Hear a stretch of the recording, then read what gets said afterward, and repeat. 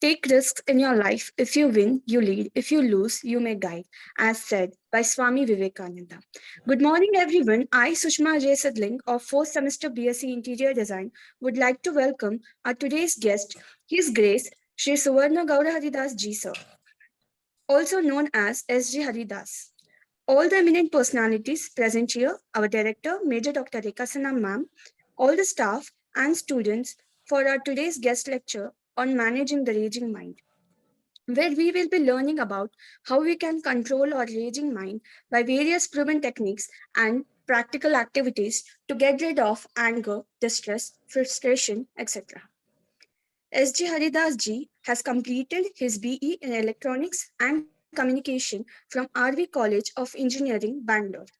Worked with IBM, ISL for over 4 years and also associate software engineer. S.G. Haridas ji later started his spiritual journey as he was interested in reading and learning spiritual books from young age. He has also studied Bhagavad Gita, Mahabharata, and Srimad Bhagavata Purana systematically, and Sri S.G. Haridas ji is being living the life of a monk since last 10 years at ISKCON Ashram. Shri ji currently is the director and at ISKCON Youth Forum, South Bangalore, and also a spiritual mentor at ISKCON South. S.G. Haridas ji has given helpful seminars in various colleges like RVCE, NIT Trichy, NITK Surathkal, PICT Pune, BJ Medical Pune, etc. S.G. Haridas ji also visits school and colleges in Bengaluru, Mysuru, Mangaluru, Putturu, etc. for doing valuable based educational programs on Bhagavad Gita. It's a pleasure to have you here and learn from you. I once again welcome Shriji. Thank you very much, Sushma-ji, for introducing. Thank you. I'm also feeling very honored and privileged to be here with the Jain University students, teachers, and staff. And special thanks to the director, Dr. Rekha Sinha-ji, for organizing and this program and inviting me for giving this session here. So thanks to one and all. So today the topic which is chosen for this seminar is managing the raging mind. So I'll be discussing a bit on this. It's a very important, vital topic, and many of you, I feel, will feel relevant to this topic, and it will help you in your session. So I'll just start with prayer, a short invocation prayers. Om Jnana Timirandasya Jnananjana Shalakaya Chakshurunmilitam Yena Tasmai Shri Guruve Namaha. Namo Vishnu Padaya Krishna Prishthaya Bhutale Srimate Bhakti Vedanta Swami Niti Namane. Namaste Saraswate Deve Gauravani Pracharini Nirvishesha Shunyavadi Paschatya Deshatarani. Jai Sri Krishna Chaitanya Prabhu Nityananda Shri Advaita Gadadhar Shivasadi Gauravakti Vrinda. Hare Krishna Krishna Krishna Hare Hare Hare Rama Rama Rama Hare Hare. So this topic of mind is the most discussed topic, especially in the Vedic scriptures like Bhagavad Gita. And Bhagavad Gita explains this topic in detail. Actually, even the modern science is still trying to discover this topic about the mind. But Bhagavad Gita analyzes this topic about the mind and gives us a clarity about what is mind, what are the consequences of uncontrolled mind, how to control the mind. So all these topics are very nicely described. So I'll try to introduce the topic today and give you some tips about how to control or manage the raging mind. So I have made a short presentation. I'd like to go through that presentation.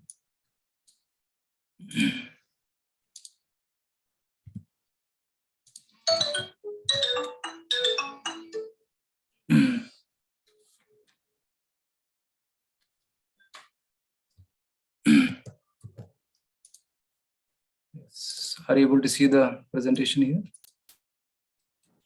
Yes, Prabhuji, we are able. Okay. Yes, sir. So before going into the topic of controlling the mind, let us see what happens because of the uncontrolled mind or the raging mind. So why I call it this as raging mind? Because the mind generally it supports us and it helps us in our career, in our studies, and in our relationships. It helps us. But there are some occasions where the mind goes crazy. Um, there are some occasions where we don't want to do certain things, but we are forced to do certain things, isn't it? So, how many of you had such an experience in your life that you did not want to do something, but mind forced you to do something, especially generally bad things? Right? If yes, please raise your hands. I'll just like to know the statistics, or you can type yes in the chat box. You didn't want to do something, but you're forced to do that activity. Okay, here there are some hands raising up. Okay, yes. Okay, about 9-10 of you are raising hands. I'm sure each one of you will have some experience in your life where the mind went crazy and we could not control it. And we realized after, suppose for example, we should not become angry and hurt others. And that's simple moral etiquette.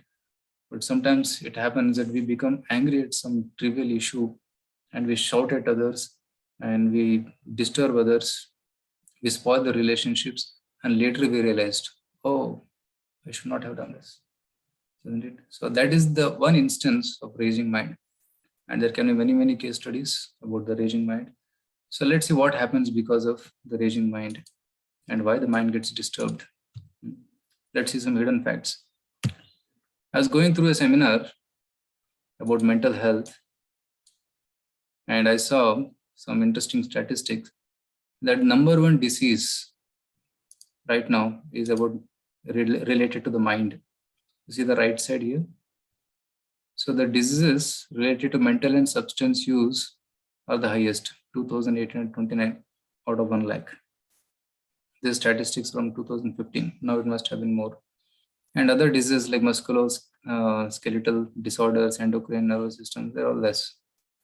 And among substance use, among mental disorders, you see the left side graph here.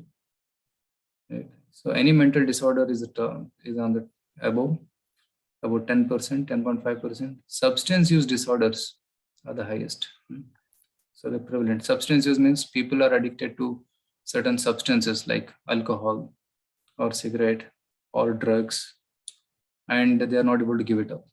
So that is substance use disorder. So recently I had gone to one rehabilitation center. So one in Kanakpura Road, there's one rehabilitation center that I had visited. I had gone to give a seminar there, and they told, "Can you address our people?" So, and I was surprised to know that most of the people who are admitted there were young, were youths between the age of 15 to 30. They're in the peak of their youth, and they are educated. They were earning good money, but because of some bad habit, uncontrolled mind, they got into habit and they could not come out of it. So that's why they were admitted to that rehabilitation center. And we did some nice program. We taught some meditation techniques and they liked it so much. They said we should have it every day. So that is the response we got.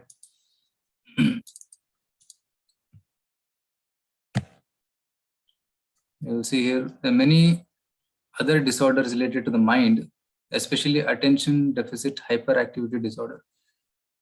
That is more related to using of gadgets because of using smartphones and video game gadgets. People are becoming attention deficit. They're not able to pay more attention. And that disorder is mainly in the youth between the age of 9 to 25. That is the time when students are using the gadgets more. And there are other diseases like schizophrenia, which are more in the middle age, but in the youth, mainly this attention deficit hyperactivity disorder. And mainly because social media usage is increasing a lot.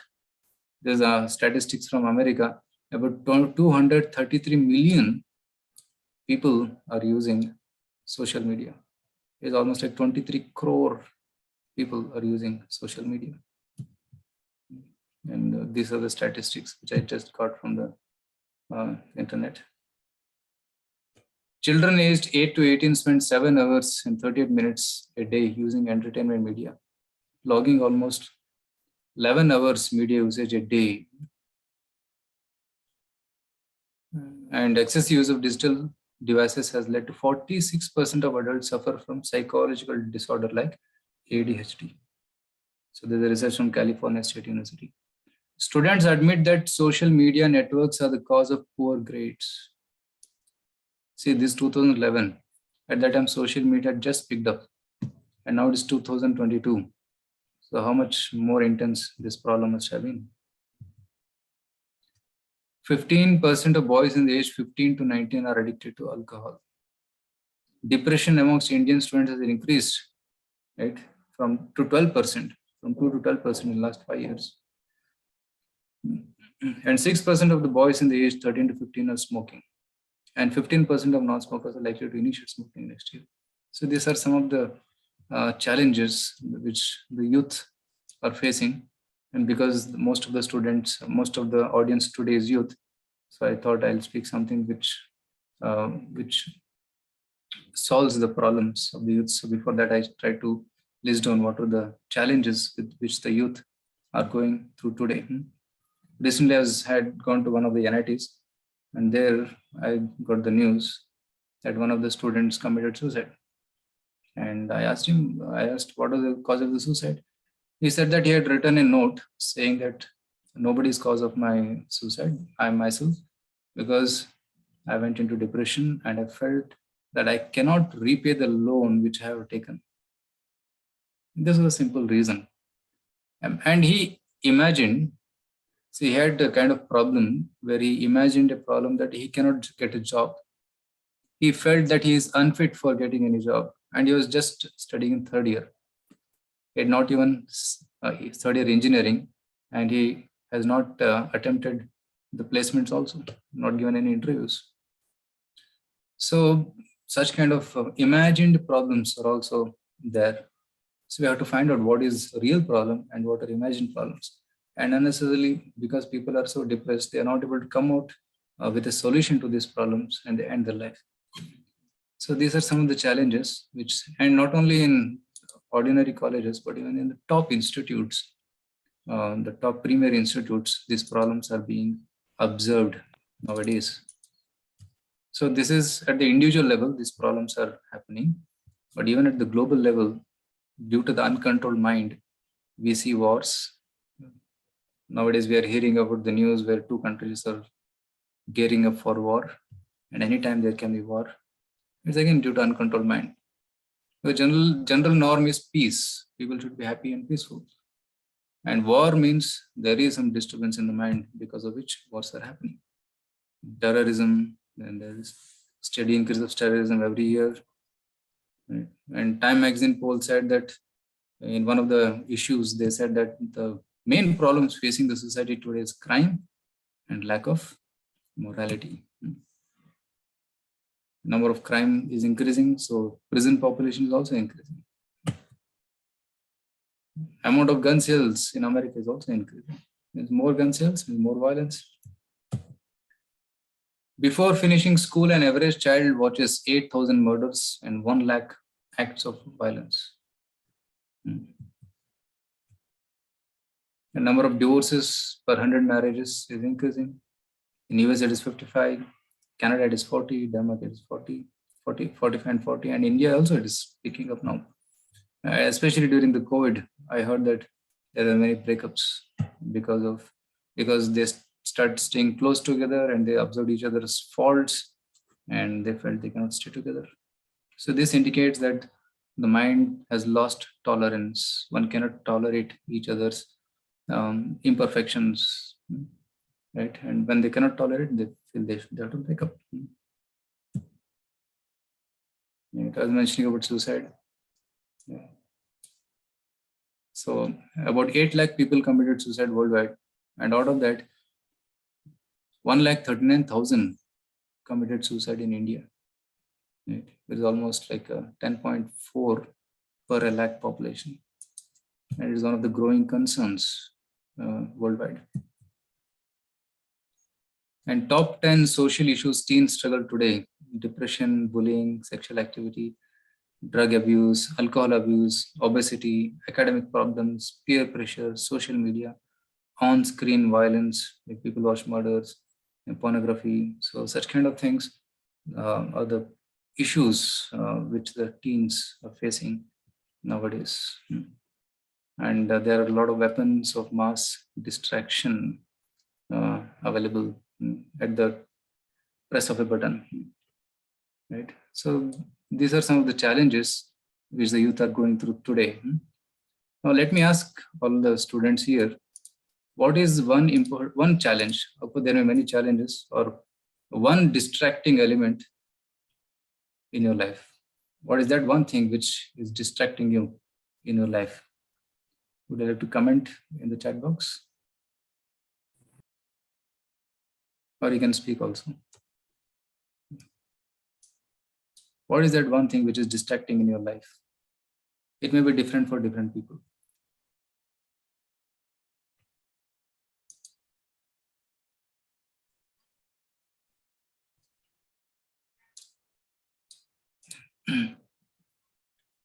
Yes, is the chat box on?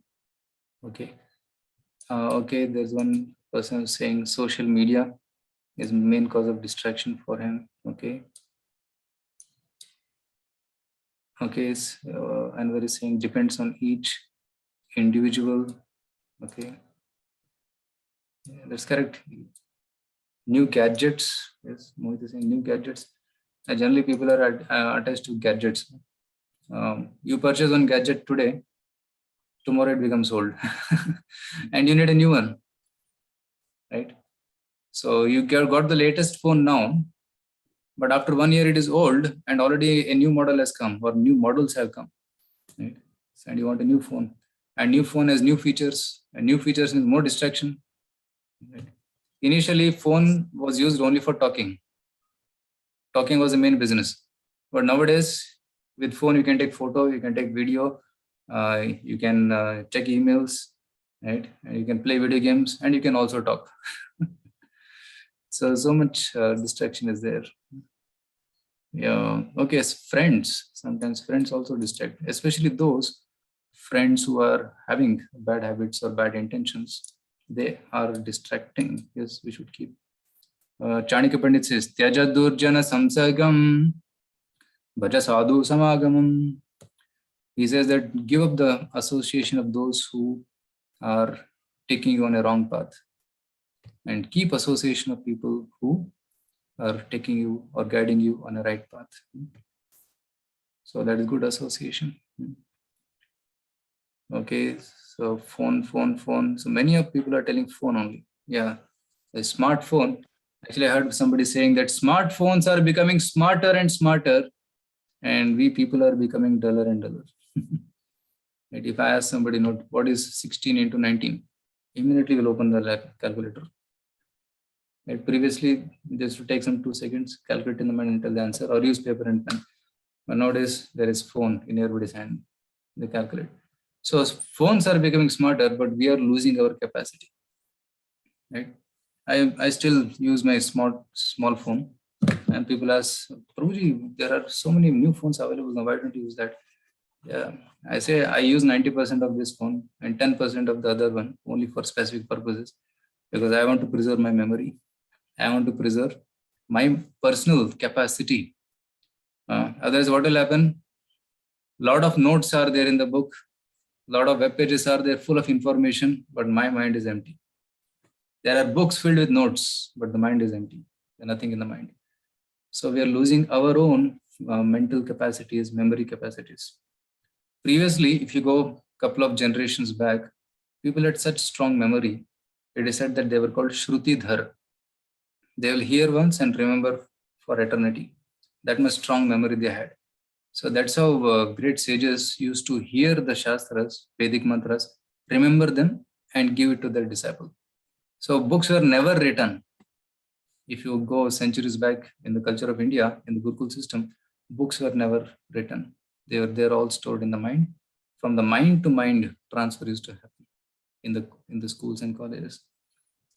Right? But as the age is progressing, because of the number of distractions in this world, our memory capacity is going down. Our physical abilities are going down. Like if you see your grandfather, they were so strong.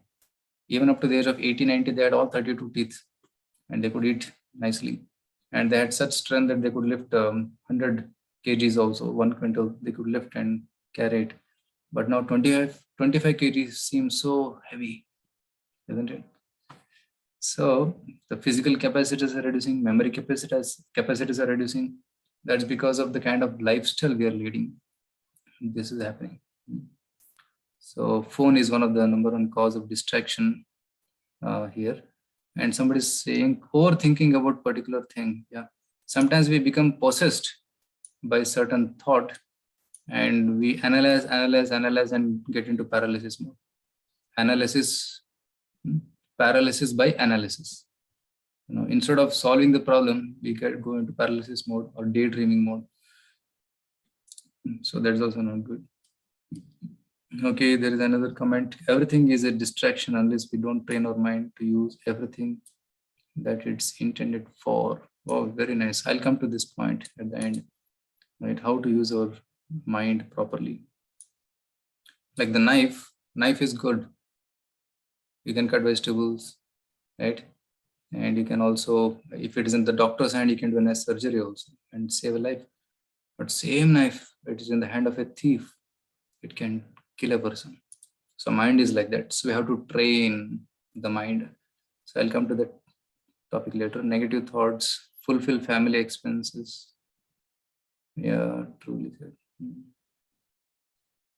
Okay, there's a long comment also coming. Fine. So I'll go ahead with the presentation. Let's try to, these are some other problems which are increasing. So now the question may come, are we really advancing in the right direction? So nowadays rocket science has improved.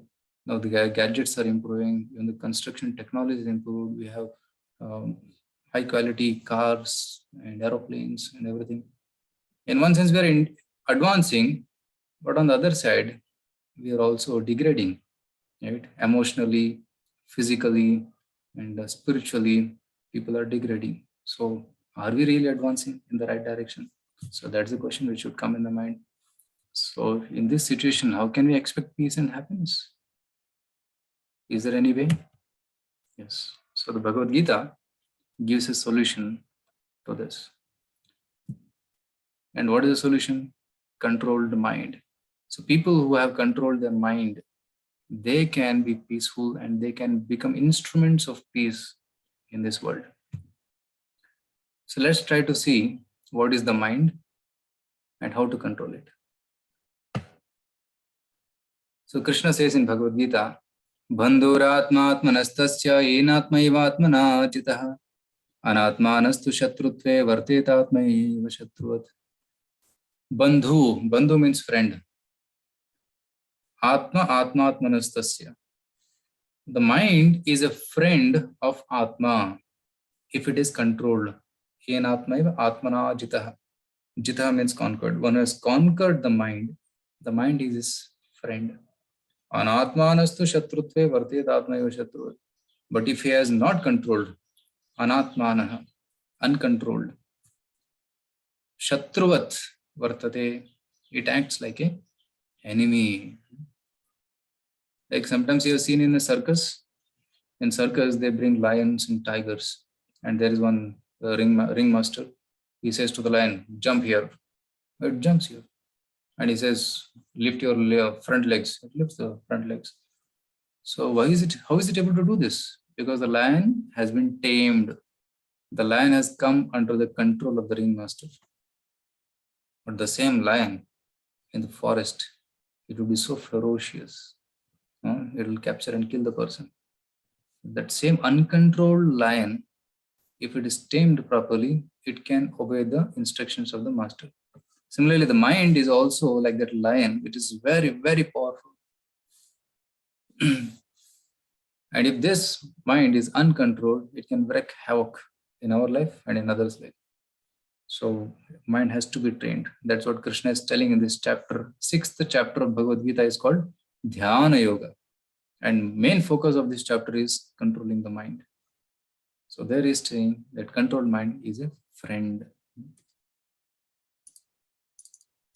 So what exactly is the mind? So let's try to analyze something little technically. Okay. So all of you are students, bachelor's degree students, undergraduates. So you'll be able to understand this topic. Of course, some teachers are also there. This topic is relevant for all. Who am I? This is a fundamental question. Before understanding the mind, let's try to understand who am I, what is the mind, then how to control the mind. Generally, when you ask the person, who am I or who are you, we say our name, I'm so and so, or I am a man, or I am a boy, I'm a girl, or I am from this place, I'm an Indian. There's our standard answers. Right? Or I'm this body. That's what people think. But actually, am I this body? See here, this person is standing in front of mirror and he's seeing his face. Okay, he's seeing his eyes, nose, body, and the coat and the shirt. No, am I this shirt? I'm not this shirt. I am the possessor of this shirt. Okay. And this hand, we say this is my hand. I don't say, I hand or I hair, I head. No, it's my head, my eyes, my hairs. So similarly, we say my body. So this I and mine, these are two important concepts to be understood. There's the beginning of any spiritual knowledge. To understand the difference between I and my. Like when I say my mobile, I am different and the mobile is different. My mobile means the mobile belongs to me. I'm the owner of this mobile. That's what it means. My hand means I am the person owning this hand. My body, it means I am the person owning this body. So who am I? That's the question to be contemplated on. So it means that I am different from the body. I am not the bones. I am not the blood in the body. I am not anything which is there in the body, which you see and feel. I am the driver of this body. I am the owner of this body. So that is me, Atma. So Bhagavad Gita explains this concept of I. I means I means it's me and this body is owned by me. So I and mine. So that difference has to be understood first. So when you say my mind, I own the mind, it belongs to me, and I'm using the mind. I'm not the mind, but mind is a tool which I'm using to function in this body. Okay. So just like there is hardware, there is software, and there is a user. So every computer has got a hardware, a laptop, keyboard, and everything, screen, everything is there. And in this laptop, there is Windows or Mac, or some software is running. And beyond that, there is a person who is pressing the button and is operating on that software. So the hardware is the physical body which I see. Software is the mind, and the user is the Atma, the soul. So in this way, the three are distinct entities. Okay, I'll show it in the PowerPoint. See, one of the scientists, he did a research and he said, let me estimate the worth of this body. So he found out that the body contains calcium, iron, phosphorus, water, and other substances, the physical body. And then he calculated the cost of it. And it came to just, it says 210 rupees. But when you go for an eye transplantation or a heart transplantation, you don't say, no, I'll give 210 rupees. No, it's worth crores of rupees, isn't it? So human body is not just worth 110 or 200 rupees. It's much more because the Atma is there in the body. As long as Atma is there in the body is invaluable. You cannot pay price to this body because of the life. Okay, chemicals are chemicals, but life is not chemical. Life is coming from conscious soul. And this soul transmigrates from one body to another. See, when the baby is born, it's a small baby, and the baby's body grows, it becomes adult, it becomes old, and dies. But all throughout these changes of the body, the soul remains constant. You take a flashback of your life when you're 5 years old, when you're 15 years old, and in the future when you'll be 30 or 70 years old. The body is changing, but the identity that I'm so and so will not change. That's because soul is not changing. Even according to medical science, every 6 to 7 years, all the molecules or the atoms in the body are changing. Right? The body cells are constantly dying and new cells are getting birth. So in this way, after 7 years, all the bodily elements are changed, but still I remain the same because soul doesn't change. That's what this shloka in Bhagavad Gita says. Dehinosminata dehe kaumaram yavanam jara tata dehantra prapti dhirastatra muyati. Kaumaram yavanam jara. The soul passes through kaumara. Yavana means youth and jara means old age, but soul is constant. And after we die, the soul continues its journey to the next life based on its karma. Karma theory we will discuss sometime later. So today we're discussing mainly about the mind. Right? Just like a car without a driver cannot move an inch, similarly the body without the soul cannot do anything. So when the soul leaves the body, we call it as dead body. So now what is the mind and what is the role of the mind for the soul? Let's discuss it now. So mind is considered to be one of the elements of this nature. There are 8 elements in this nature. Earth, water, fire, air, ether. Bhumi, Apo, Analo, Vayu, Kham. These 5 elements are the gross elements of this Pancha Mahabhuta, it's called. Our physical body is made of these 5 elements. And Mano, Buddhi, Ahankara. The mind, intelligence, and Ahankara. Ahankara is nothing but identification. I'm so and so. That feeling comes from Ahankara. Iti me bhinna prakritir ashtadha. So the 8 elements of nature are this 5 gross elements and 3 subtle elements. And beyond this, there is Jiva. Apareyam itastanyam prakritim vidhime param. Jiva bhuta mahabaho yedam dharite jagat.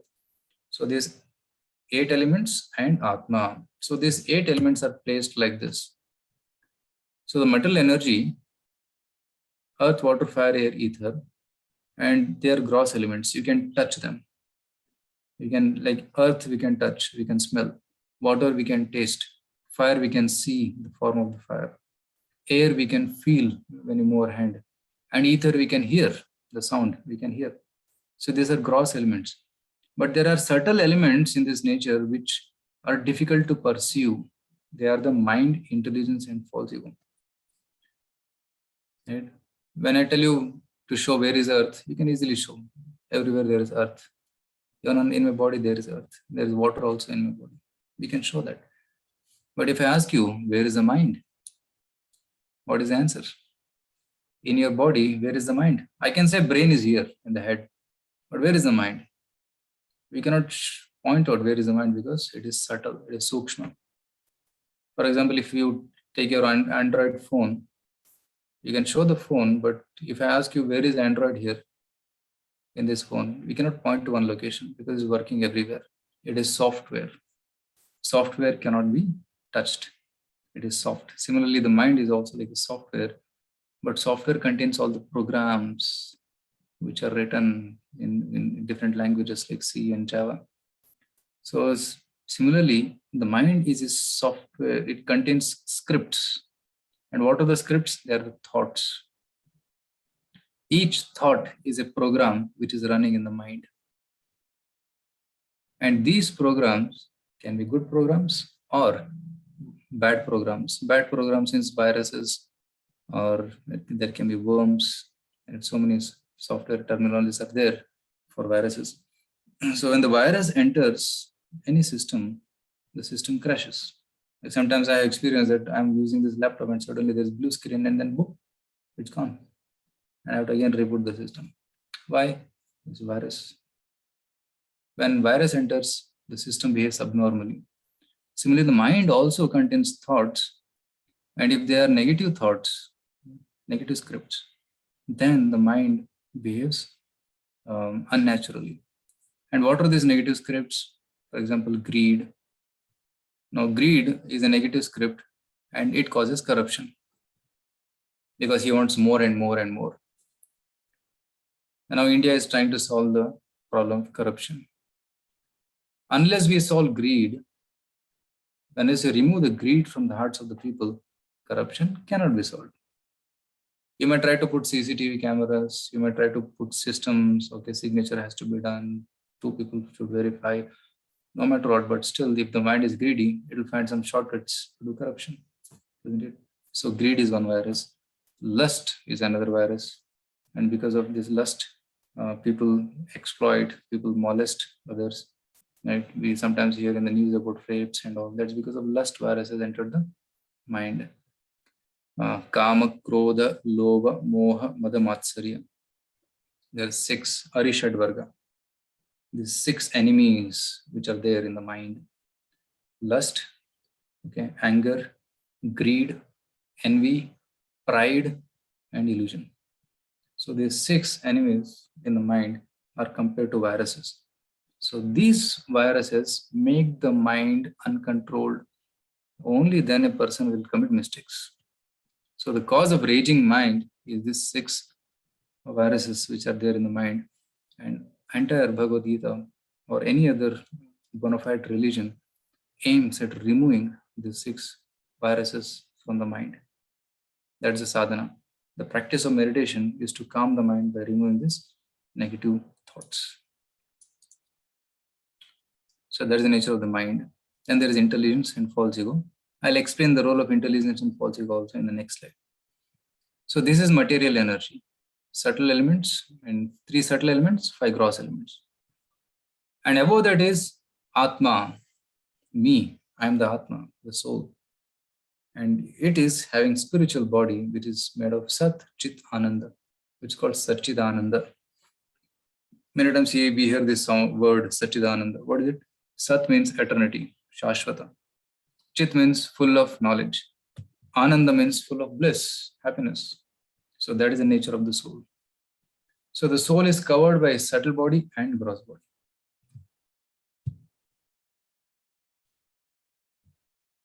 Yeah, see here. So the mind is connected to all the senses.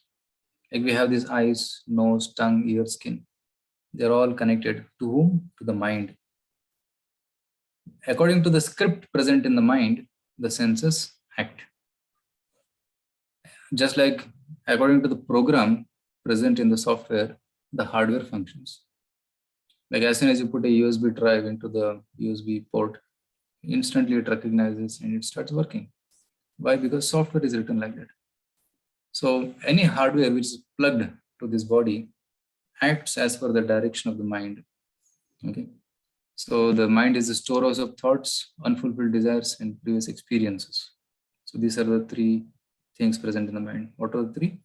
Storehouse of thoughts, unfulfilled desires, and past experiences. So I'll give an example. In the past, you had eaten gulab jamun, for example. So first time when you ate gulab jamun, first time in your life, oh, it's so nice taste. So instantly the mind registers, oh, gulab jamun means very good taste, very soft. So I want more. So next time when you see gulab jamun in the stall or in the store, so mind says, oh, last time I ate this, it was very nice. I want more. So he wants it. So previous experiences trigger certain thoughts in the mind. Are you able to understand this analogy? Example? Right. Suppose you see Karela. Suppose today mother has made Karela for your lunch or when you go home in the dinner. So you had previous experience of Karela. Oh, bitter. So when you see Karela in your plate, mind connects. Last time I ate Karela, it was bitter. I don't want to eat it now. Are you able to understand? So this is how the mind functions based on the past experiences and the senses interacting with this world. So whenever the senses interact, it compares with the past registered thoughts, and then it takes decisions. I want it or I don't want it. I like it or I don't like it. Sankalpa, Vikalpa. I want and I don't want. So these kind of decisions the mind starts making, and intelligence plays a role in making decisions here. Okay, so suppose the mind says, Gulab Jamun, I want to eat. But the intelligence says, because of eating too many Gulab Jamuns in the past, you have got diabetes. Now don't eat. So that's the role of intelligence. It discriminates. But the mind says, Ek bar bas. I want to eat once. Intelligence says, no. Stop it. Doctor has told, no. Ek bar khata hu. Then he ends up eating once. If the mind is strong, he ends up eating one Gulab Jamun. And then that creates more hankering. Oh, I want one more. So in this way, the mind becomes habituated to that habit. This is how habits are formed. Right? When we neglect the good guidance given by intelligence, and one repeatedly does a particular unwanted activity, he gets into a habit. Right? So that's how the habits are formed. And one has to break this habit. How to break this habit, I'll discuss very soon. So there's a very important analogy given in Kathopanishad, where it is said that the horses are like the senses, our five senses. The chariot is the body, right? And the soul is the passenger. And the intelligence is the driver, mind is the ropes. Atmanam ratinam vidhi shariram rathamevacha. Atma is the rathi, or the passenger. Shariram rathamevacha. The body is the ratha. Indriyani, he says that buddhistu saratim vidhi. The buddhi, intelligence, is the driver, sarati. Manaha pragraham evacha. Mind is the ropes or the reins for the horses. Indriyani hayanyahu. The senses, indriyas, are the five horses. Vishayanteshu gocharaha. And sense objects of this world are the grass or the eatables for the horses. Now, the purpose of the chariot is to take a passenger to the destination. On the road, for example, in Bangalore, suppose I'm going from Banchankari, where I stay, to Majestic, for example, I'm going on this chariot. Go back about 20, 30 years back. I remember the days 20, 30 years back, I was going Tonga, where one horse used to drive, and we used to go to school on a Tonga. So sometimes the horse keeps looking here and there, here and there. It sees some carrot, it goes like this and eats carrot on the road. Right? But if horse, every few steps it keeps eating here and there, how can we reach the destination? So at that time, the driver will pull the rope, and immediately the horse will come on the track. Okay, and then he'll beat it a little bit, and then the horse goes moving in the right direction. So in this way, the horse has to be constantly controlled. Now imagine if there are five horses and five horses are running in different directions. Here some horse sees a cabbage, here it sees carrot. So different directions. What will happen? We cannot reach the destination. So the mind should be strong.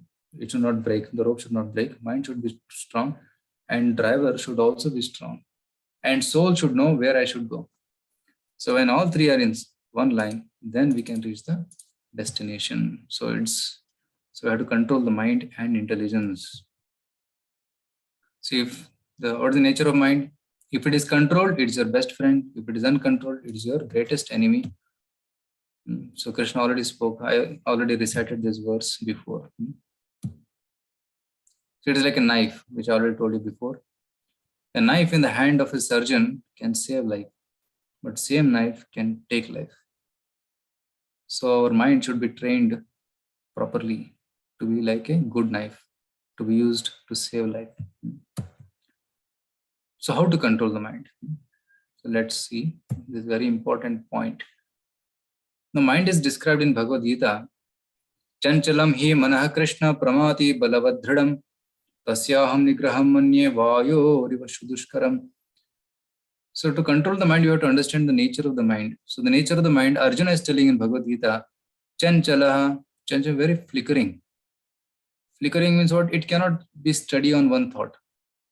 Suppose your tomorrow exam is there, and you're sitting for studies today, and mind immediately say, nice movie has released today.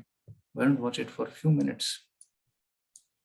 And then the mind says, oh, subject is very boring. Let's play some video game now. Or I'm feeling very tired. Let me go to sleep. Like this, mind is very chanchal. It doesn't fix on one thought. It wants changes. So that's why it's called a chanchala. Chala means what is flickering. It always constantly moving from one thought to another thought like a monkey. Not only chanchal, it is pramathi, very agitating. Balavad, very strong. Dridam, obstinate, like a child. You have seen sometimes the child wants chocolate. Father says no. Child cries so loudly, I want chocolate. And he starts rolling on the ground in between the mall. He starts rolling on the ground. He's obstinate, it wants. Vayoriva Shudushkaram, more difficult than controlling the wind. Arjuna could control the wind. He had such powerful weapons by which he could shoot an arrow and control the wind. He could bring rain. He could make a mountain and break a mountain. Such kind of powerful weapons he had. But Arjuna is telling, for me also, mind is very difficult to control. So this is the nature of mind. So then what Krishna says? Krishna says, yes, very true. Then he gives a solution.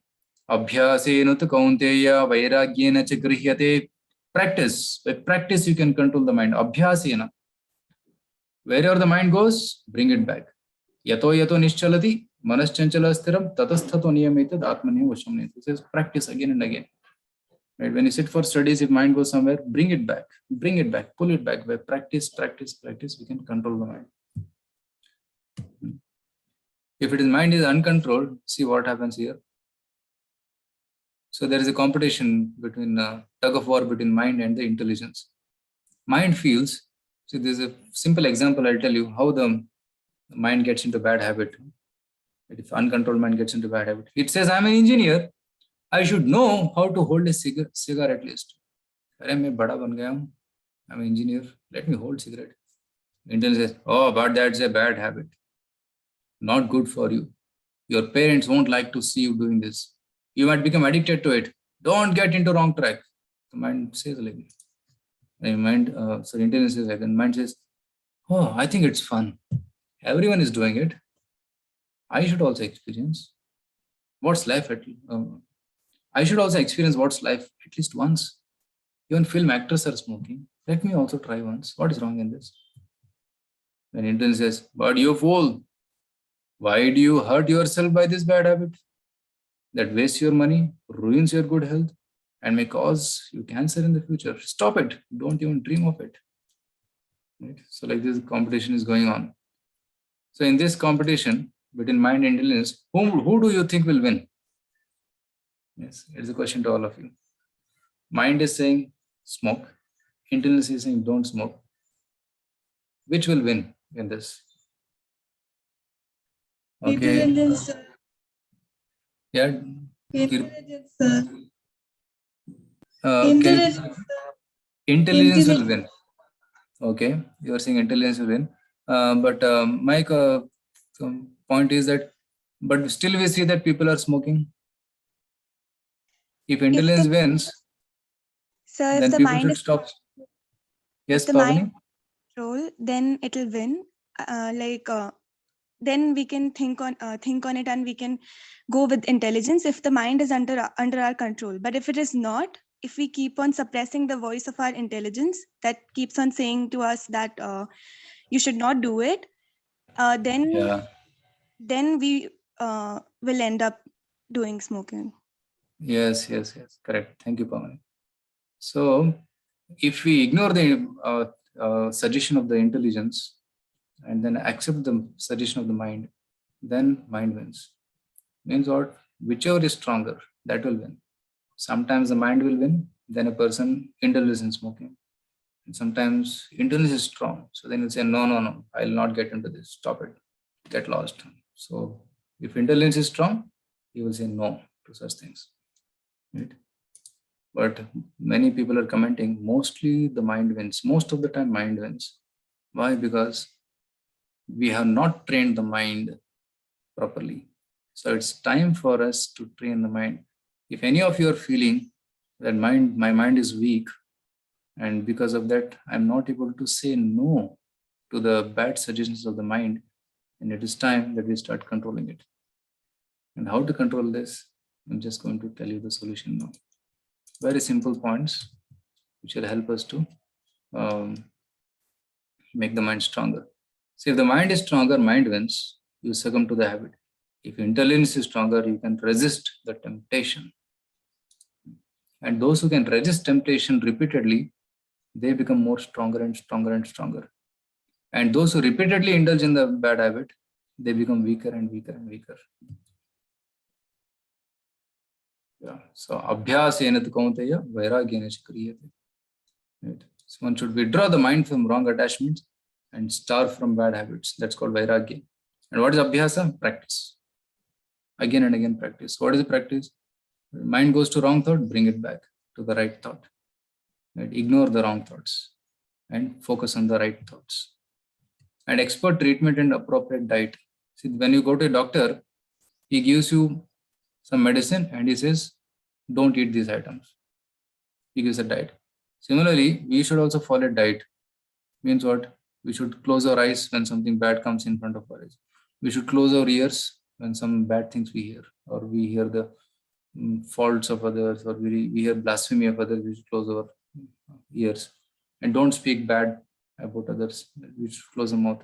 That's appropriate diet. Stay away from bad elements, and then take the treatment. What is the treatment? That's meditation, which I'm going to tell soon.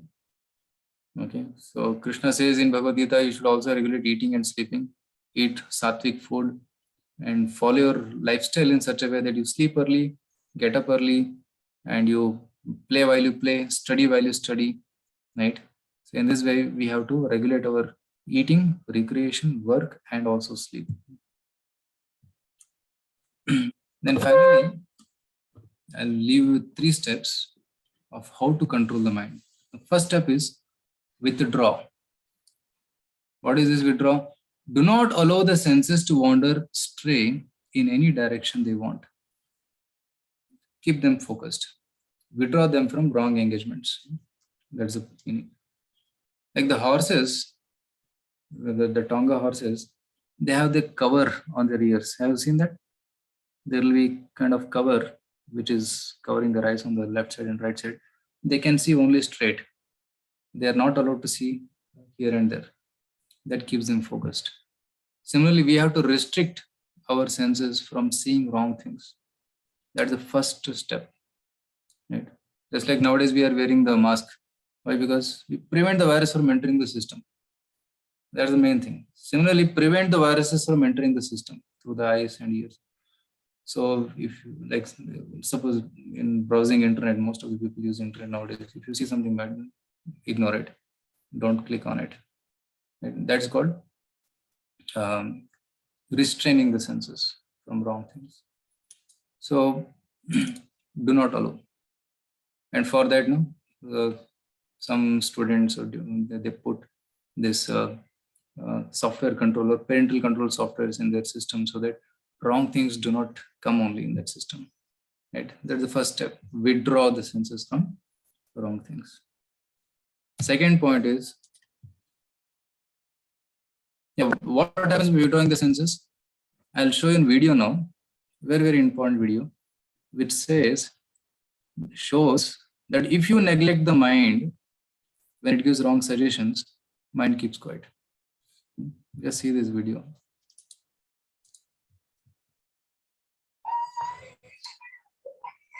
Child is crying.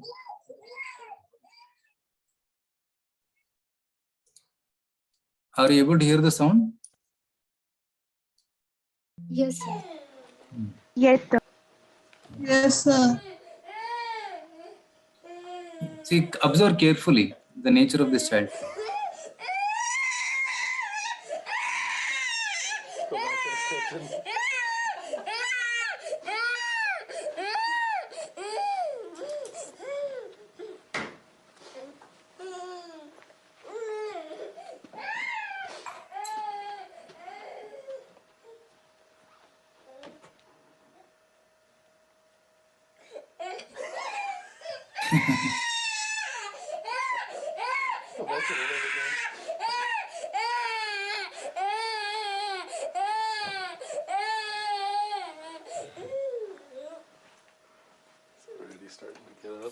Are you able to observe something? What the child Yes, is sir. doing?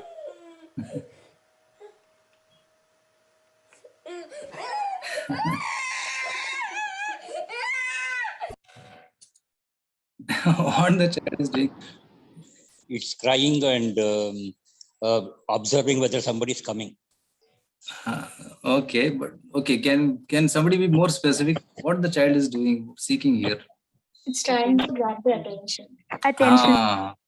Grabbing the attention seeking. When he is seeing that somebody is watching me, he's crying like anything. And when nobody is watching, he's not crying. Too better. And he's going to his father, and in front of the father, again he falls down and cries. Mind is exactly like this. Sir When is you pay, trying to attend mind. Is trying to take some attention, sir. yes, the child is seeking attention. Similarly, mind is also attention seeking. When you pay attention to a particular thought of the mind, that thought becomes more active. So when you neglect that negative thought, then the thought becomes silent. It goes away. It will not bother you. So when mind gives some negative suggestions, what we should think is, I don't need this thought. Get lost. I have so much things to do. I have to study. I have to think of my career. I have family.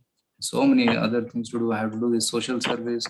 I have to do meditation. I have to read so many self-help books. So many things are there in life to do. I don't need this negative thought. Get lost. Like that, we have to ignore the mind. So then that will subside. So that is the first solution which is given. Withdraw the mind or neglect the negative thoughts. Let's go to the second step. Engage the senses and the mind in topics of God. Okay, it's positive engagement. So the positive engagement means remove the negative thoughts and engage in positive thoughts, and especially topics of God or thoughts of serving others. Right. So mind cannot be made empty. Just like you cannot create vacuum. Like in the bulbs, bulbs they create vacuum, but actually vacuum cannot be created. They put inert gases. Similarly, mind also cannot be made empty. It is impossible. Mind should be filled with positive thoughts, and those positive thoughts come from books like Srimad Bhagavad Gita, Bhagavatam, or any other holy books. From there, we can get these positive thoughts and fill our heart with compassion, love, and service attitude, and humility. And when such thoughts come in our mind, we become happy. So that is engage. And then transcend. Understand the meaning of life by reading thought-provoking wisdom literature like Bhagavad Gita, Bible, Quran, right? So whichever faith you belong to, try to study those scriptures and try to get as many positive thoughts through that. Like today, I spoke the concept of soul, body, and how the soul is constant, is unchanging, and the soul transmigrates from one world to another. And the mind is the element which is connecting the soul and the body. That mind has to be controlled. So these kind of thoughts will help you to remain more spiritual. And the best method prescribed in the Vedic literatures is to chant the mantras. Mantra, man means mind, manaha. Manaha trayate iti mantraha. That which delivers the mind of all negative thoughts is called mantra. And there are many, many mantras given in Vedic literatures. You can chant any of the authorized mantras and you'll feel the benefit. Generally in our society, ISKCON, we chant this mantra called Hare Krishna, Krishna Krishna, Hare Hare, Hare Rama, Ram Ram, Hare Hare. This is very simple mantra. It has only 3 names, Hare, Krishna, Rama. So it's a permutation combination of these 3 names. Very simple and can be sung in different tunes. So by repeated chanting of this mantra, one can remove, like when you get a virus in the system, you run antivirus. Similarly, when you get viruses in the mind, negative thoughts in the mind, we chant these mantras and negative thoughts disappear. But over a period of time, you'll feel the benefit. If you try for 1 month, chanting 10 minutes every day. Okay, 1 month, 10 minutes every day. So you will be able to feel a great benefit by chanting this mantra. And it has been scientifically proven by many scientists also that how this repetition of mantra benefits us. Like Dr. Herbert Benson, I can share this slide with you. You can go through this of how the chanting is proven to, even scientifically proven to pacify the mind. And Srila Prabhupada says, the recommended method for controlling the mind is loudly chanting and hearing Hare Krishna Mahamantra. Srila Prabhupada, who is the founder of our ISKCON, he went to America at the age of 70, and there he introduced this chanting.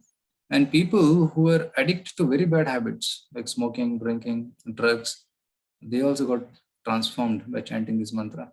Even the American government was amazed in 1960s that how is it that by chanting this mantra they are becoming free from these bad habits. American government was spending millions of dollars to cure these people, but Prabhupada did it just by chanting Hare Krishna. So that's the power of mantras. So many people have chanted this mantra and felt benefit. They get pleasant mood. Right?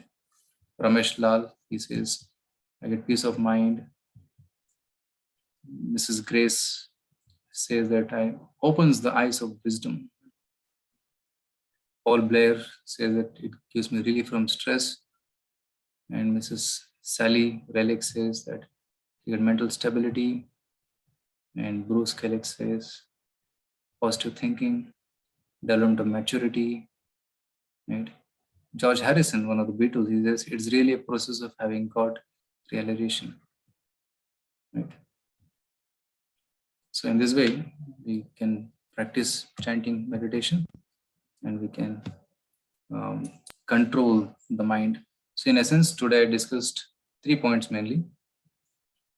In conclusion, first thing was what happens because of a raging mind or uncontrolled mind. We saw so many problems with the youth, especially teens are going through. And second part, I discussed about what is the soul and what is the mind. And third part, I discussed about how to control the mind. So 3 tips for controlling the mind was given at the end.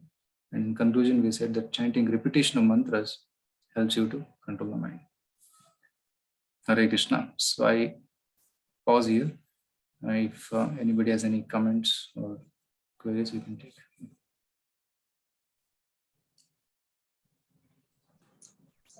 Audience, if any question is there, please raise the question. You can unmute yourself and ask, or else you can use the chat box. Please come up with some questions. A beautiful topic where we can understand ourselves very well. So please do not hesitate, come up with some questions. Yes, there is a question which has come. Prabhuji, what does Sattvic Ahar include? Yes. So Keval is asking, what does Sattvic Ahar include? Yeah, there is Sattvic Ahara, Rajasic Ahara and Tamasic Ahara. So this is given in 17th chapter Bhagavad Gita. Ayu Sattva Bala Rogya Sukha Priti Vivardhana Rasya Snigdha Sthira Hridya Ahara Sattvika Priyaha. So Krishna says in Bhagavad Gita that there are 4 kinds of food which are sattvic. And there are about many benefits of sattvic ahar. There is Ayu, Sattva, Bala, Arogya, Sukha, Priti, Vivardhana. So 6 things increase. One is Ayu, your lifespan increases. Sattva, your existence, you feel very happy. Your existence being purified. Ayu, Sattva, Bala, your physical strength increases. Arogya, you will not get diseases. Ayu, Sattva, Bala, Arogya, Sukha, you'll feel happy. Preeti, you'll get kind of feelings of love for everyone in this world. Right? The Preeti, Vivardhana. So what is the nature of food which increases these 6 things? Rasya, Snigdha, Sthira, Hridya, Ahara, Sattvika, Priya.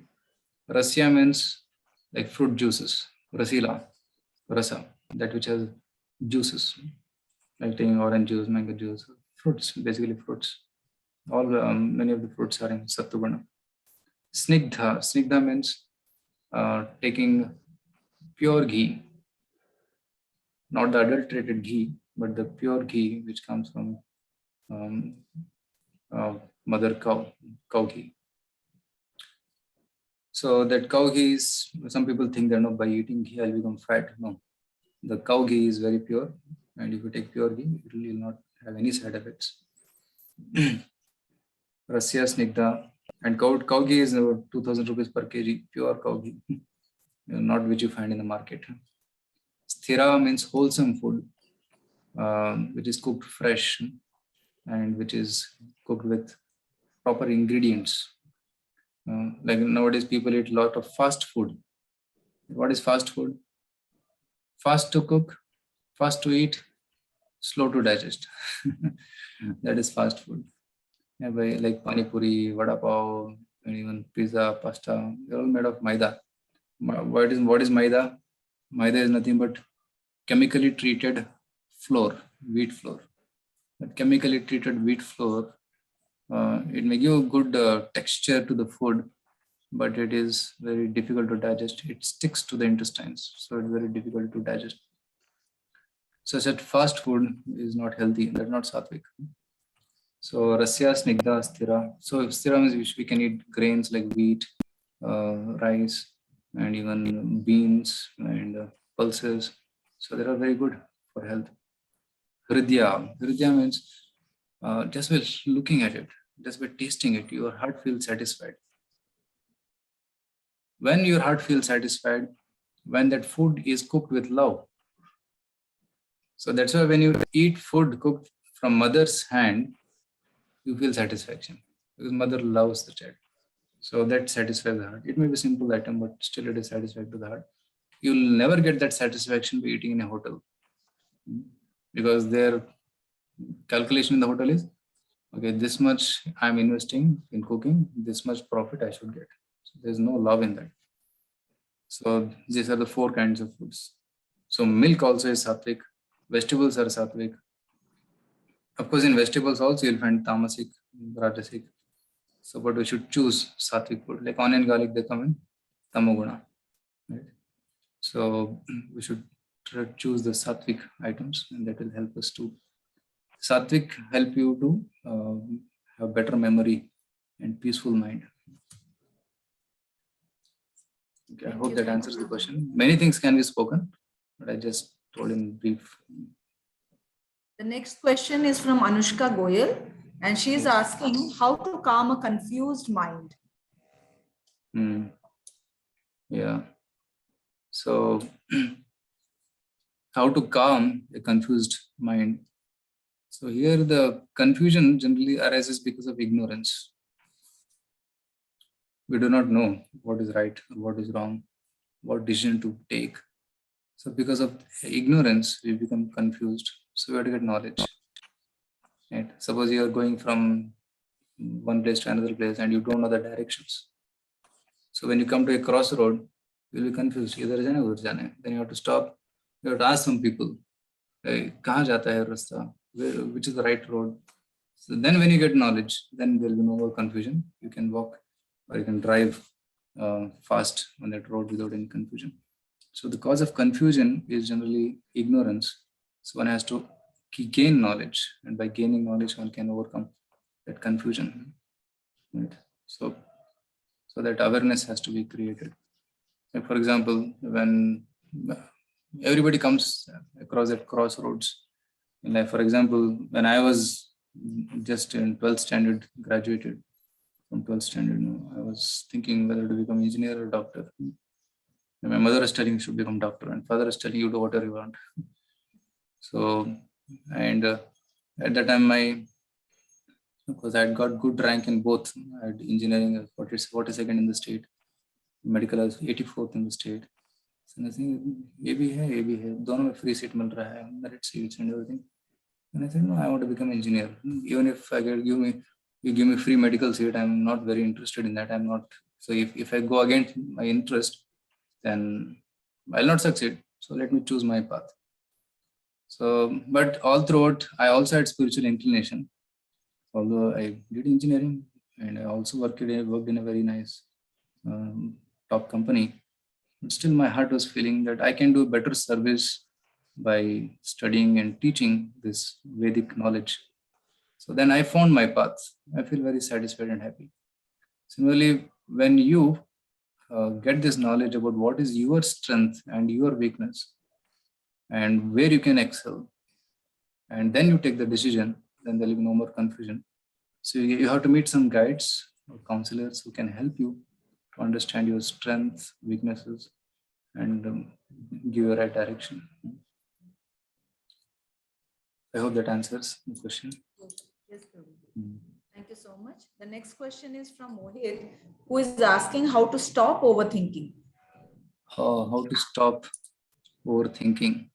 Actually, overthinking is thinking is good, but overthinking is not so good. Planning is good, but if you just keep making the plan whole day, that is not good. We have to do some practical action also. Right? So I also keep my planning diary. We plan things, but then you have to execute also. And while executing, if you find some problems, then you have to again modify your plan a little bit. And that's how we should do. But if you keep your time spending overthinking, nothing will be achieved. Now, you know that story of one man.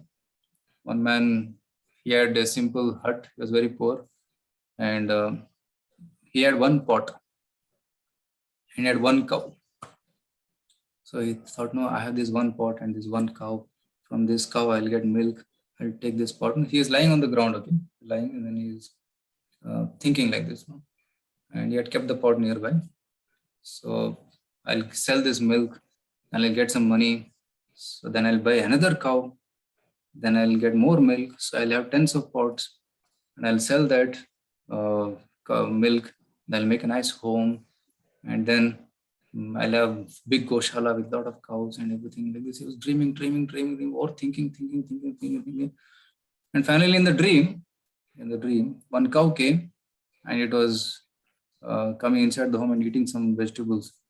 So then in the dream only, he took the stick, which was actually there physically next to him, and then he beat and it hit the pot and pot broke.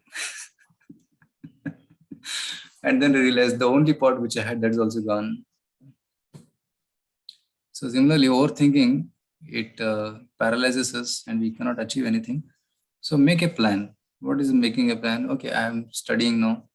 Okay, this many subjects I have to study. How much time it requires to study each subject? Okay, let me put about 2 to 3 hours per day for studies. Make a plan on paper and try to execute that. So don't have to think too much. So be practical also. So nicely you explained this question with the example. Yeah, that was wonderful. This next question is from Atmika. She's a cadet.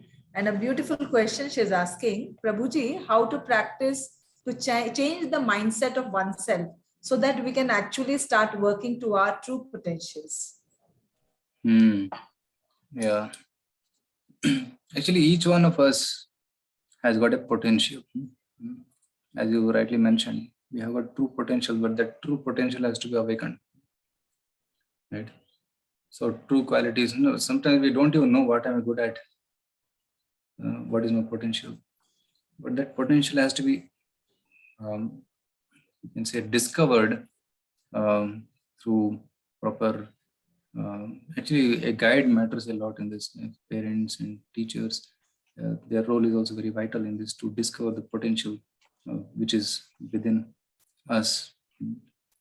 So Arjuna also was such a person who was confused and he didn't realize his potential. When he was on the battlefield of Kurukshetra, he saw the army and he felt, my God, how can I fight? It's overwhelming. And in the beginning of Kurukshetra, he said, I'm turning back and I'm running. Krishna will not fight. So, but he did not realize his true potential. Then Krishna had to really spend 1 hour with him, counseling him about who are you, what is the goal of life. And this is a very crucial battle, crucial match, and you are the main lead player, and you are thinking of running away. How can we win? Kauravas are all sinful people. They are creating havoc in the world, and you are a gentleman, and you are supposed to prevent them. And like this, he gives, do your yoga, karma yoga, work.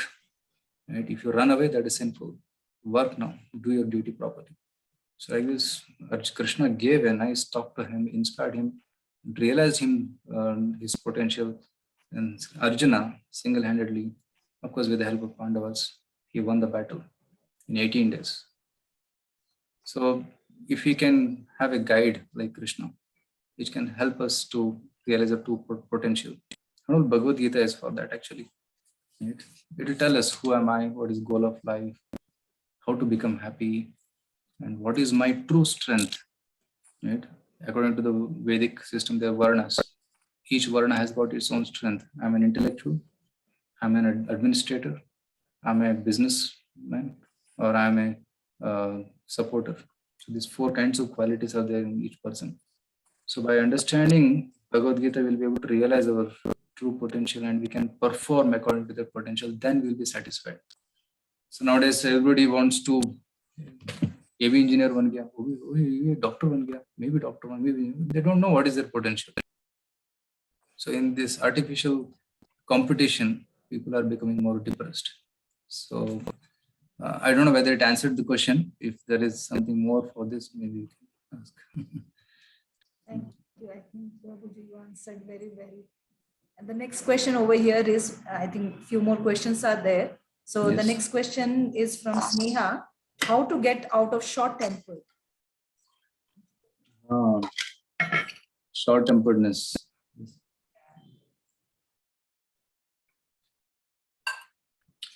Actually, there is short-temperedness, there is immediate solution and a long-term solution.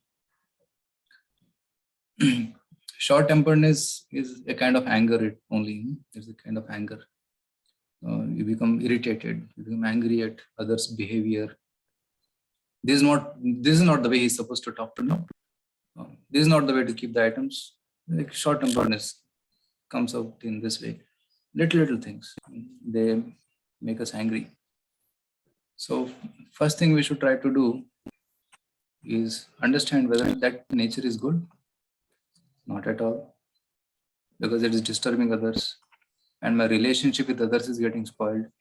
If for small things I keep becoming angry at others, then who will be my friends? I lose my friends. So it's not good. Even I lose my relationships with even my relatives also. So better, first thing is to understand that it is not good. I should try to control it. Now, how to control? Don't react instantly. First thing, even if you become angry, just calm down. Don't speak anything. Don't react. Try to control yourself. Okay. Sometimes we become angry, we shout at others, and later we realized it is a small mistake. Why did I shout at him? Later we realize, but that moment we don't realize.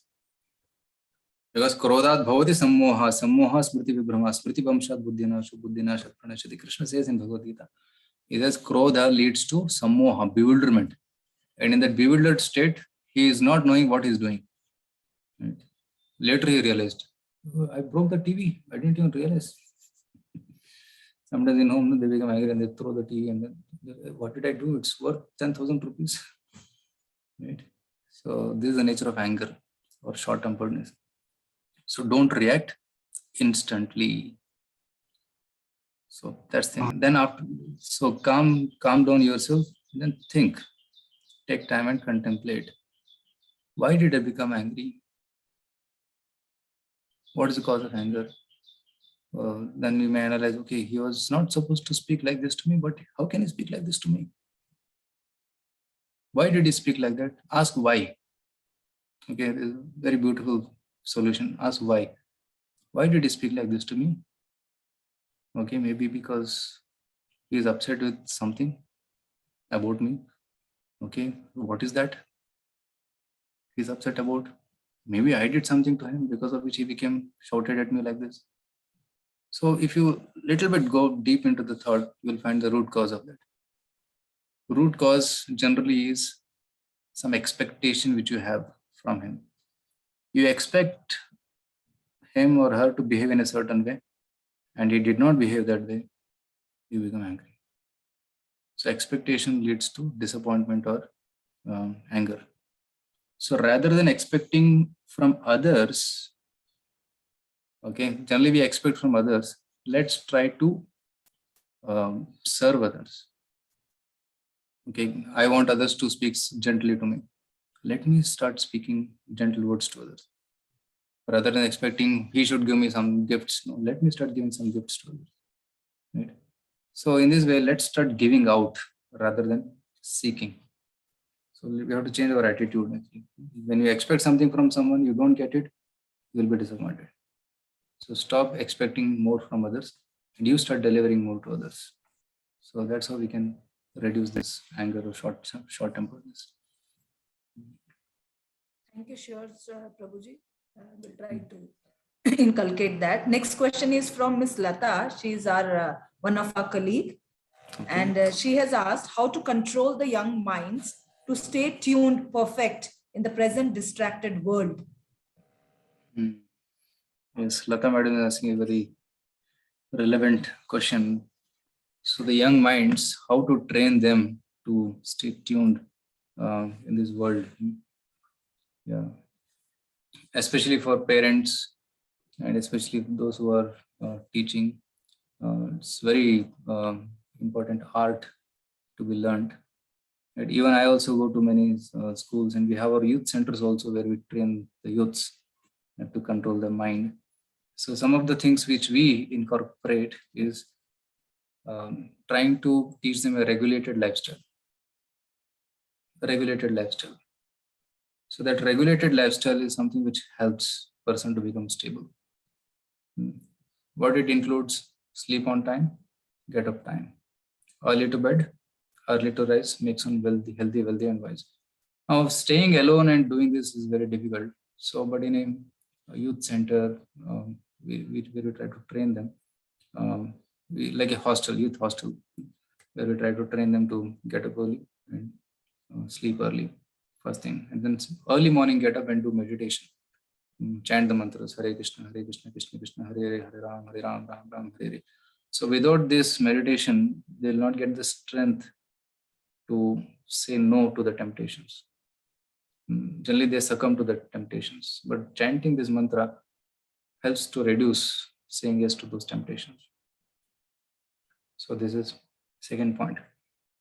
And also their daytime should be planned properly.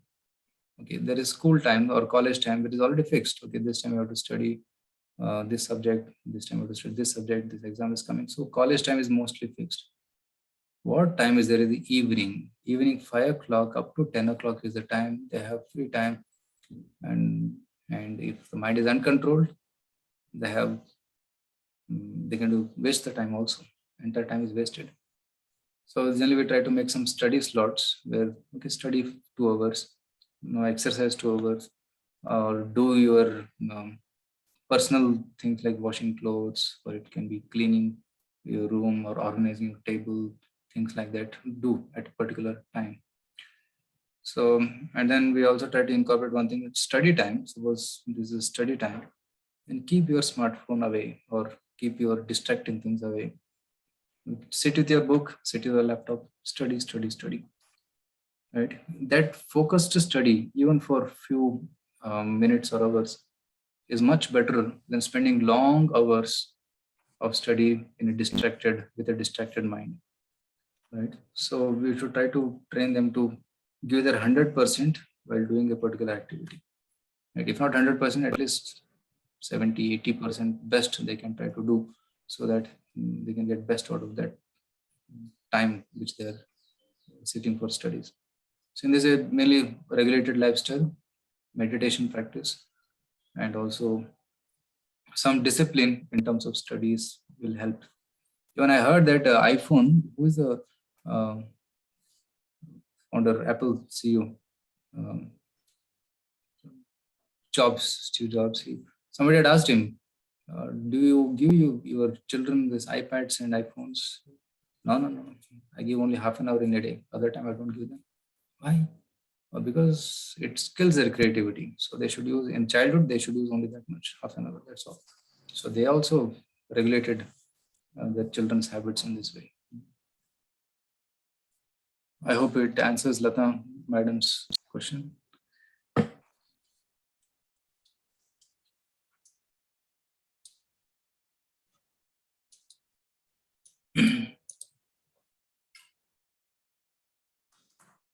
Hare Krishna.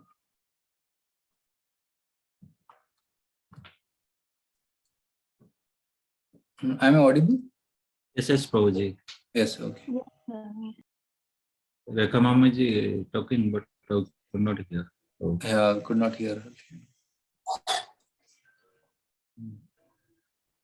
Prabhuji, next question is, Prabhuji, for someone who's lost a loved one recently and has also been losing concentration, how to bring our focus back? How does mental health affect the eating habit or lower the appetites?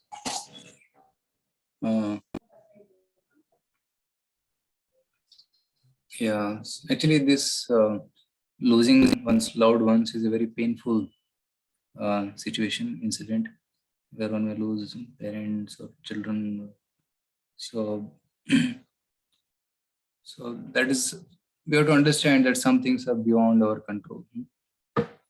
Right? And everybody who is born has to leave us someday. And that moment when he leaves is a very painful situation. We cannot talk to him, we cannot interact with him, we cannot express our feelings to him. So it's a very painful situation. So what we have to do is we should try to understand that I am soul and he is also a soul, and he continues to exist in some form or the other in a different place. He may be, from our point of view, is dead, but he continues to exist in some way or the other in a different place. That's called reincarnation. Right? So your loved one, you have not missed him fully. He's there somewhere else. So you can think about him, you can pray about him or her, and in this way, try to, actually through God, we can connect to them also. Because God is the father of all living entities. Aham bija pradapita. So when you love God, and through God, you can express your love to all living entities. So that's one thing, to try to understand that he or her continues to live in different form, and he has gone to a different destination based on his karma. Right? So that's one thing, philosophical point, which will help you.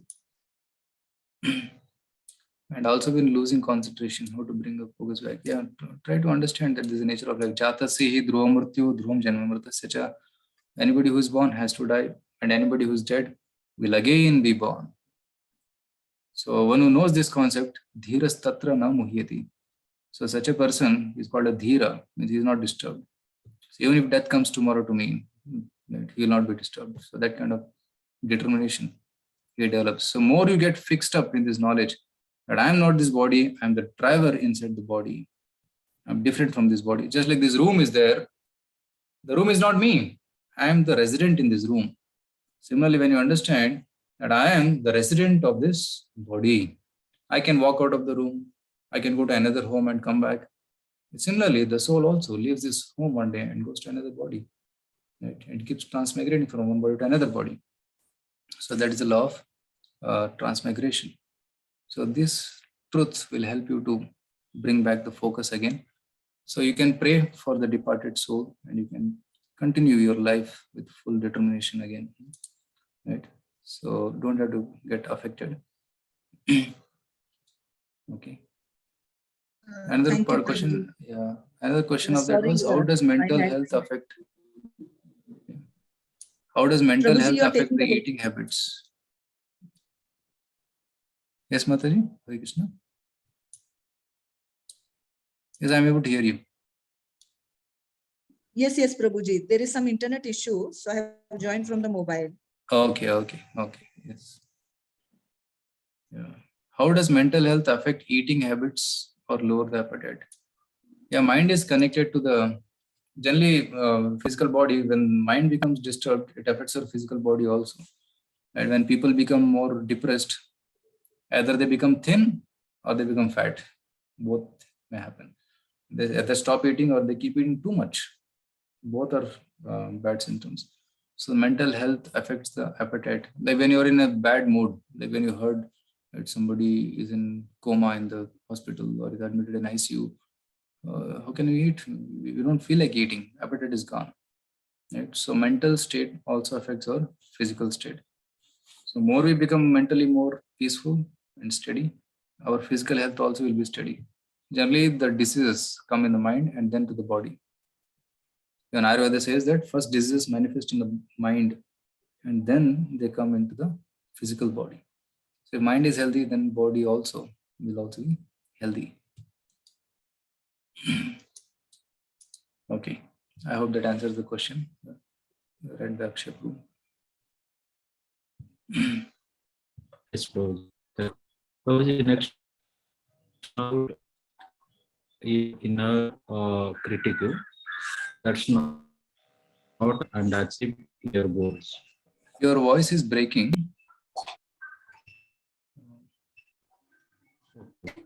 Okay, I got the question Prabhu, here in the chat. How to tune out your inner critic that is not an external factor and achieve your goals. Okay, so here the question is that the inner, there is challenge from within, not from outside, right? So inner critic, it means that I cannot do this, I'll not be able to do this. So is it that kind of feeling, Apurva? Yes, sir. Yes, yes. It's Lack like a of self. self-doubt each step of the way. Like, how do you tune that down and focus on whatever you're supposed to do? Yeah, correct. Yeah, so this happens due to either lack of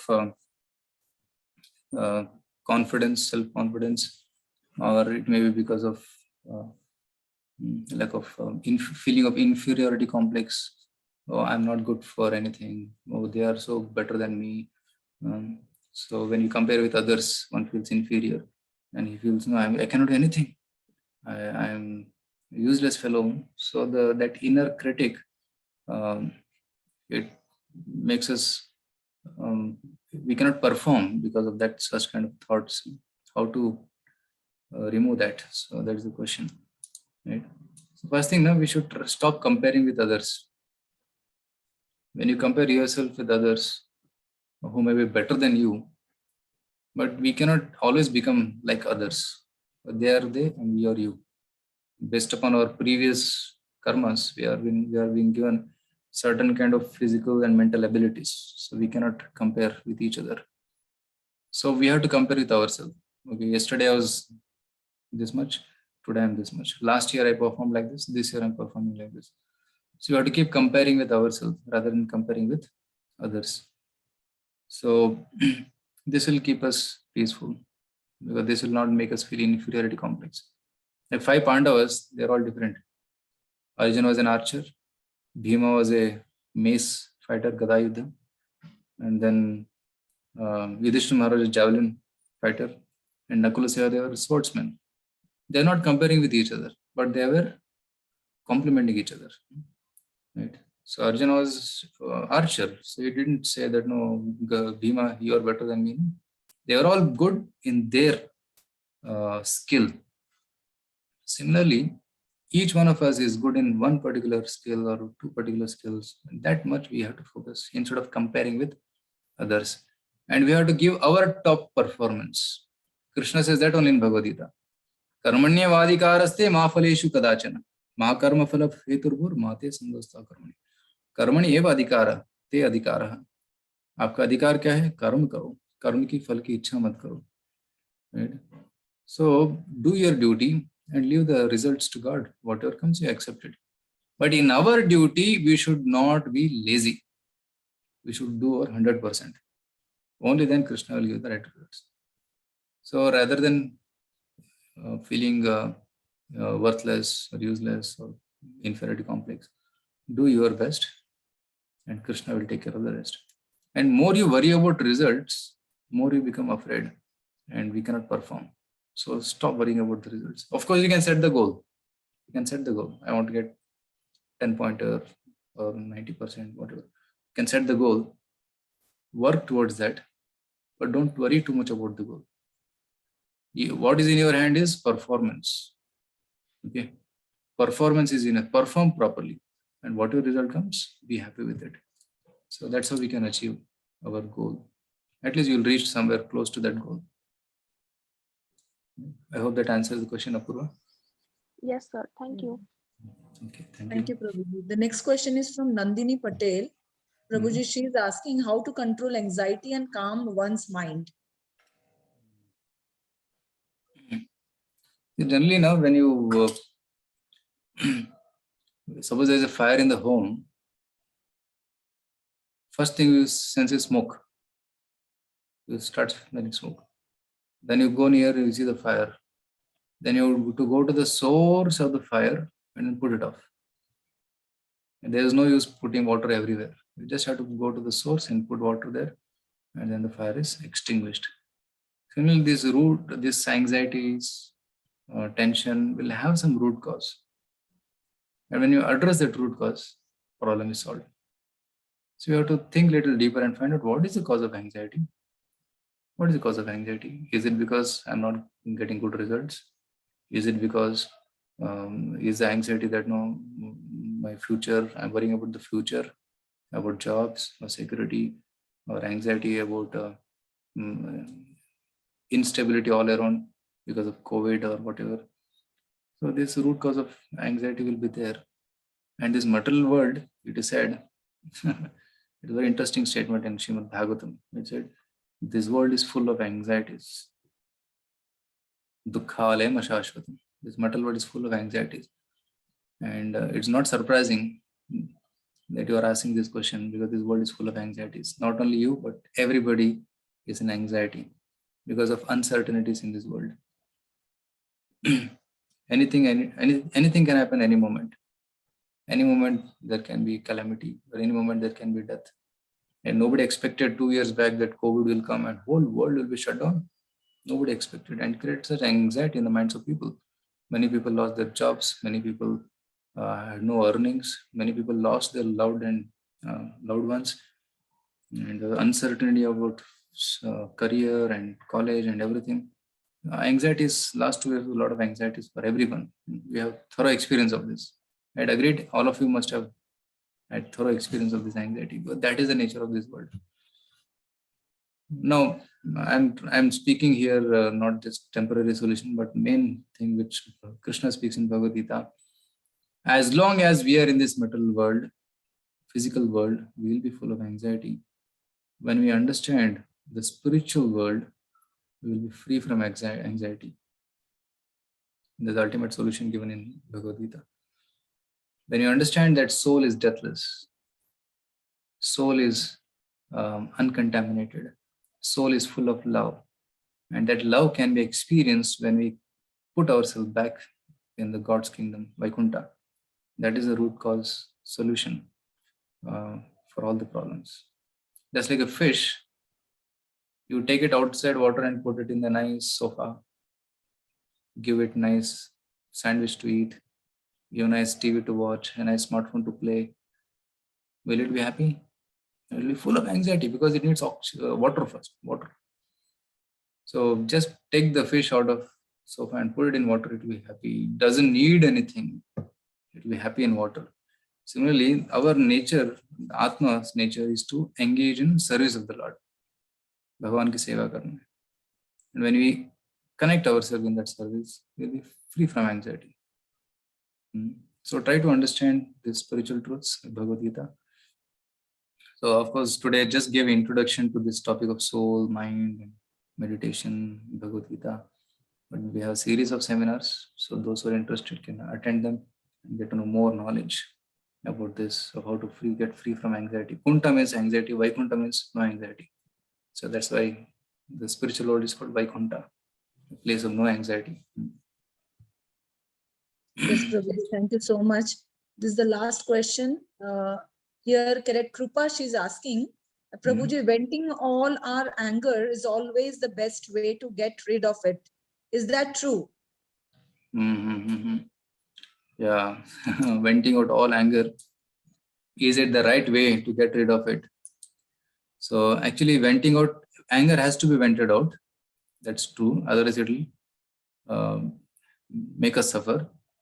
But we should not vent it out in such a way that others get disturbed. So our mind is like a pressure cooker. You know, all ladies, you know, how to cook. Men also know cook cooking. So pressure cooker, क्या होता है? You put some item, you put water, then you put flame, and ऊपर wall रहता है, wall. So now when you start heating the cooker, pressure starts building up. That's called stress. Now, is pressure good or bad? What do you say? Is the pressure in the pressure cooker good or bad?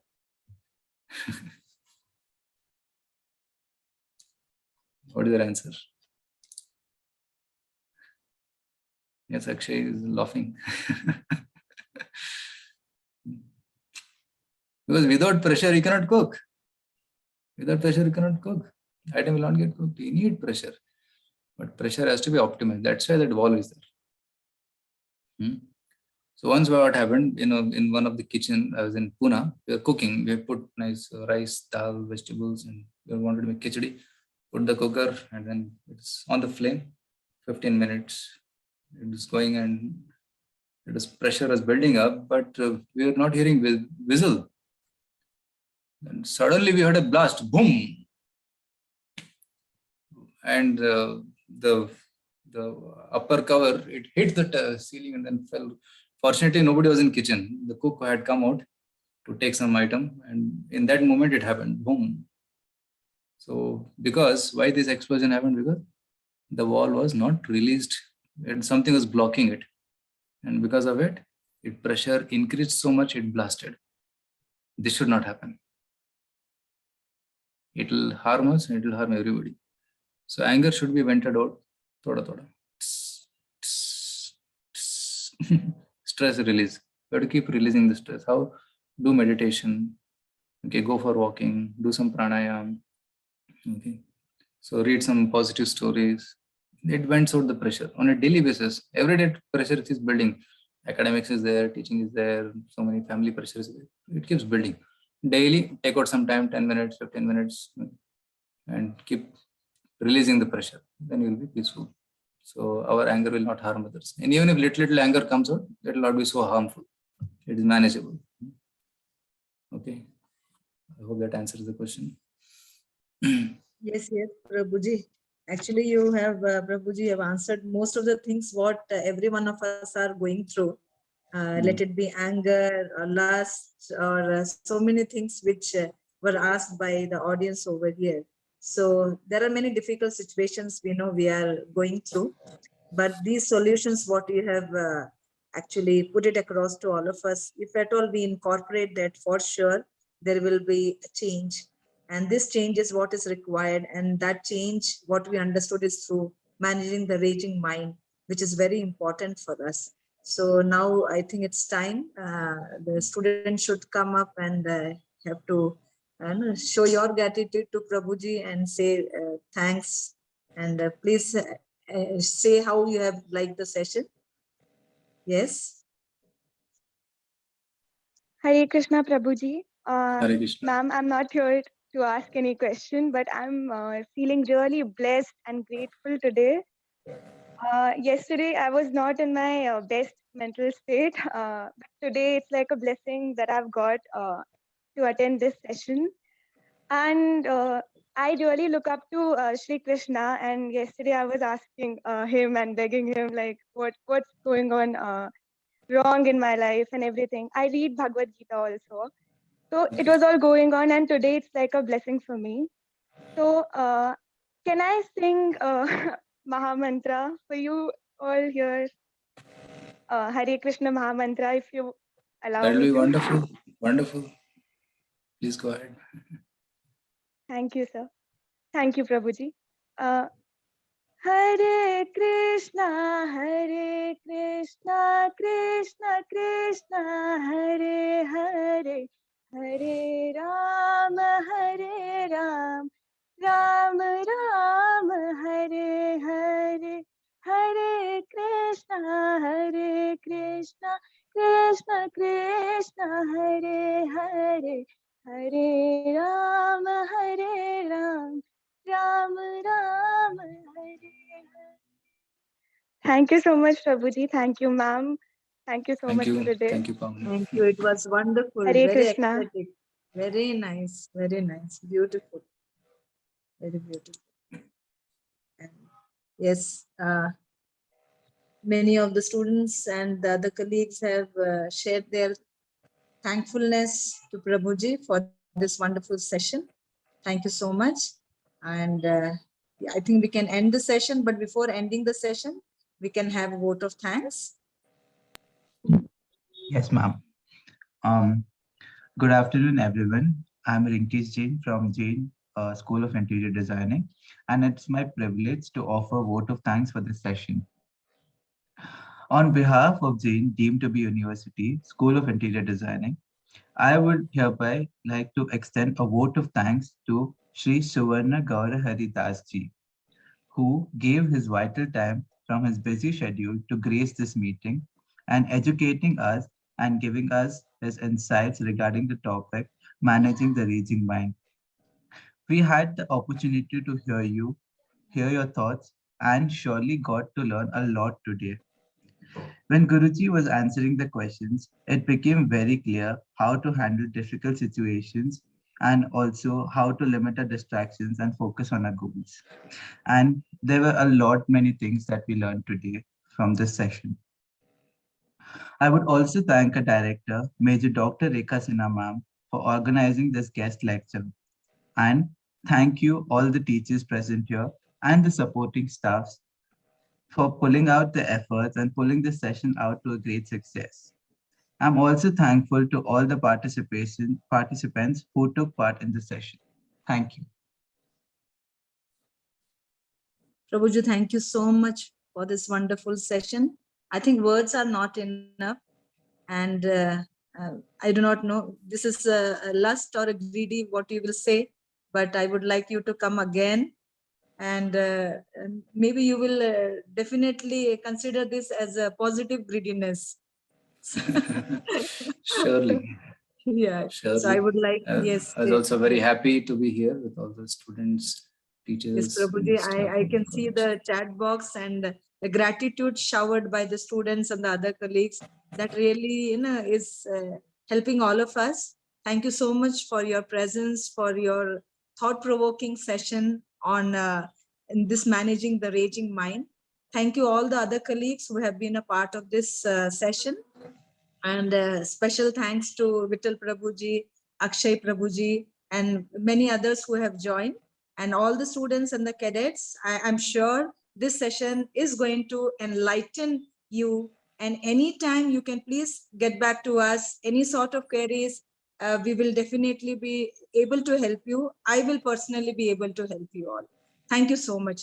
A warm, thankfulness to each and every audience present over here. Thank you. And His Grace SuvarnaGaurahari Prabhuji, he graced this occasion by his presence, by his important and valuable words. Thank you so much, Prabhuji. We are indebted, definitely. Thank you. Thank you so much, Prabhuji. Thank you. Hare Krishna. Hare Krishna. Thank you all. Thank you, ma'am. Thank you, ma'am. Thank you, ma'am. Thank you. Thank you, ma'am. Ma'am, when will offline classes start, ma'am? We will tell you offline, we will tell you. Yes, ma'am.